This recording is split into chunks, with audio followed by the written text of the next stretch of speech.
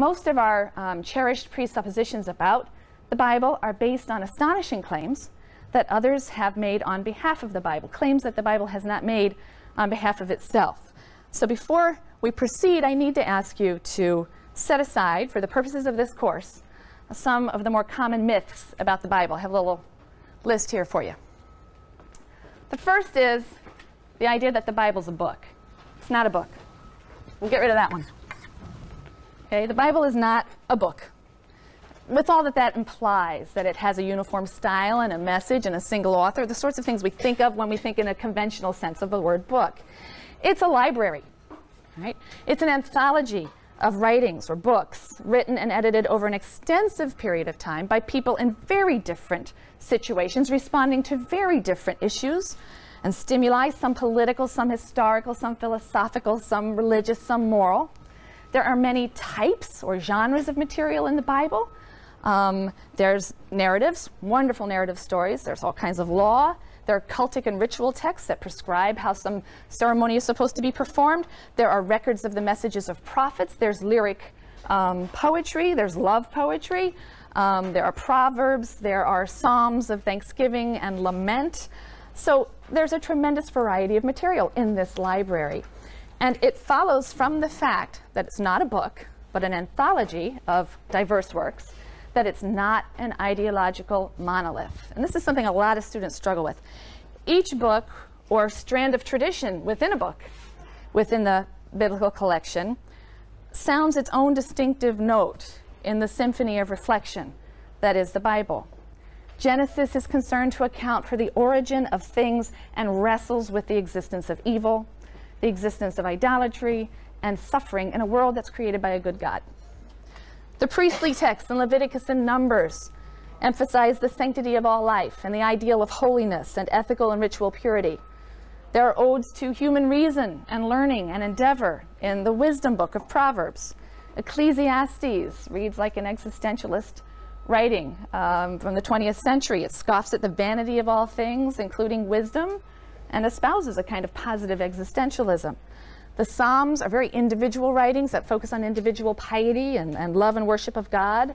Job, possibly the greatest book of the Bible. I won't give away my preferences there. Challenges conventional religious piety and arrives at the bittersweet conclusion that there is no justice in this world or any other, but that nonetheless we're not excused from the thankless and perhaps ultimately meaningless task of righteous living. And that leads me to my second point, which is that biblical narratives are not pious parables about saints, okay? Not pious tales. They're psychologically real literature about very real and realistic people and life situations. They're not stories about pious people whose actions are always exemplary and whose lives should be models for our own, despite what Sunday school curricula will often turn them into, right? And despite what they would have us believe. There is a genre of literature that details the lives of saints, hagiography, but that came later and is largely something we find in the Christian era.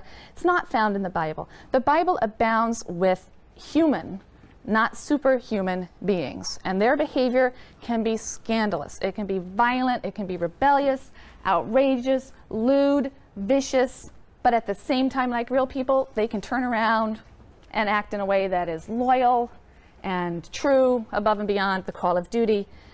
They can change, they can grow. But it's interesting to me that there are many people who, when they open the Bible for the first time, they close it in shock and disgust. Jacob is a deceiver. Joseph is an arrogant, spoiled brat. Judah reneges on his obligations to his daughter-in-law and goes off and sleeps with a prostitute. Who are these people? Why are they in the Bible? And the shock comes from the expectation that the heroes of the Bible are somehow being held up as perfect people. That's just not a claim that's made by the Bible itself. So biblical characters are real people with real, compelling moral conflicts and ambitions and desires, and they can act short-sightedly and selfishly, but they can also, like real people, learn and grow and change. And if we work too hard and too quickly to vindicate biblical characters just because they're in the Bible, then we miss all the good stuff. We miss all of the moral sophistication, the deep psychological insights that have made these stories of such timeless interest. So read it like you would read any good book with a really good author who knows how to make some really interesting characters. Thirdly, the Bible's not for children. I have a 12-year-old and 8-year-old. I won't let them read it. I won't let it read it. Those Bible stories for children books, they scare me. They really scare me. It's not suitable for children. The subject matter in the Bible is very adult, particularly the narrative texts. There are episodes of treachery and incest and murder and rape, and the Bible is not for naive optimists. It's hard-hitting stuff, and it speaks to those who are courageous enough to acknowledge that life is rife with pain and conflict, just as it's filled with compassion and joy. It's not for children in another sense. Like any literary masterpiece, the Bible is characterized by a sophistication of structure and style and an artistry of theme and metaphor. And believe me, that's lost on adult readers quite often. It makes its readers work. The Bible doesn't moralize, or rarely moralizes. It explores moral issues and situations, puts people in moral issues and situations. The conclusions have to be drawn by the reader. There are also all kinds of paradoxes and subtle puns and ironies. And in section where you'll be doing a lot of your close reading work, those are some of the things that will be drawn to your attention. You'll really begin to appreciate them in time. The fourth myth we want to get rid of. The Bible is not a book of theology. It's not a catechism or a book of systematic theology. It's not a manual of religion. Despite the fact that at a much later time, very complex systems of theology are going to be spun from particular interpretations of biblical passages. You know, there's nothing in the Bible that really corresponds to prevailing modern Western notions of religion, what we call religion.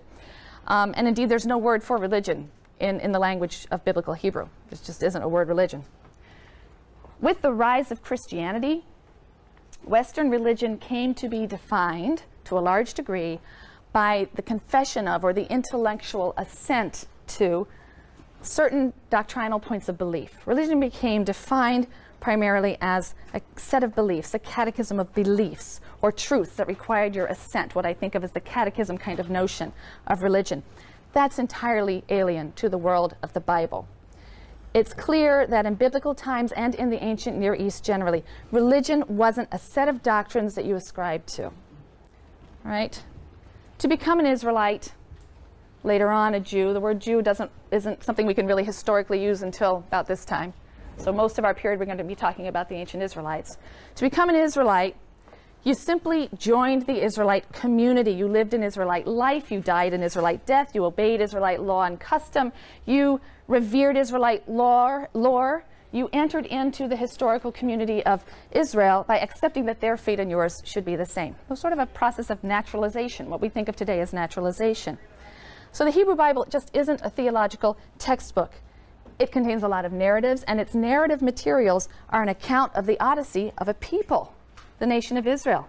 They're not an account of the divine, which is what theology means, an account of the divine. However, having said this, I should add that although the Bible doesn't contain formal statements of religious belief or systematic theology, it treats issues, many moral issues and some existential issues, that are central to the later discipline of theology. But it treats them very differently. Its treatment of these issues is indirect, it's implicit. It uses the language of story and song and poetry and paradox and metaphor. It uses a language and a style that's very far from the language and style of later philosophy and abstract theology. I would point out, well, I don't really need to cross this out. This is something to discuss. I would point out that the Bible was formulated and assembled and edited and modified and censored and transmitted, first orally and then in writing, by human beings. The Bible itself doesn't claim to have been written by God. That belief is a religious doctrine of a much later age, and even then one wonders how literally it was meant. It's interesting to go back and look at some of the earliest claims about the origin of the biblical text.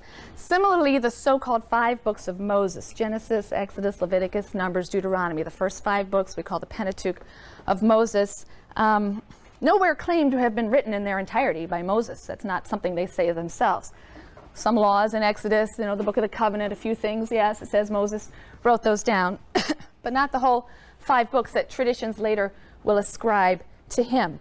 The Bible clearly had many contributors over many centuries, And the individual styles and concerns of those writers, their political and religious motivations, betray themselves frequently. I leave aside here the question of divine inspiration, which is an article of faith in many biblical religions. It's no doubt an article of faith for people in this very room. But there is no basic incompatibility between believing on faith in the divine inspiration of the Bible and acknowledging the role that human beings have played in the actual formulation and editing and transmission and preservation of that same Bible.